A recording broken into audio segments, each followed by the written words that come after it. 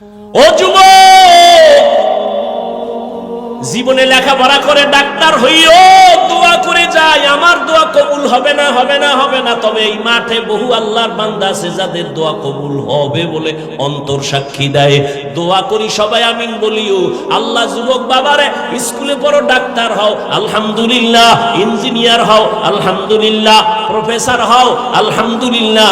তবে আমার ছোট্ট একটা দাবি, বেয়াদব হইও না। তোমার ব্যবহারে যেন কোনোদিন মা বাবা কষ্ট না পায়, তোমার আচরণে কোনোদিন শিক্ষক যেন কষ্ট না পায়, তোমার আচরণে কোনোদিন উলামায়ে কেরাম যেন কষ্ট না পায়। বলবা কেন? জীবনে সফলতার চেয়ারে বসার জন্য দোয়া লাগবে তিনটা।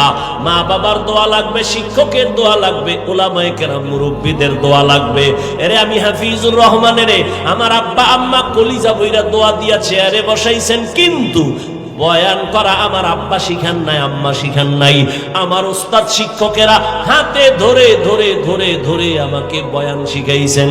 অতএব উস্তাদ আমার বড় দামি এক দোয়ার সম্পদ। মা বাবার বরদোয়া নিবা না, যদি বরদোয়া লাইগেই যায় মরার আগে পঙ্গু হয়ে যাবি, লেই খারাপ।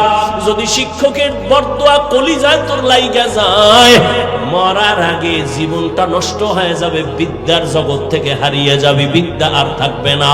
উলামায়ে কেরামের বরদোয়া যদি কপালে লাগে, চাকার তলে মাথা ঢুকে যাবে, টের পাবি না।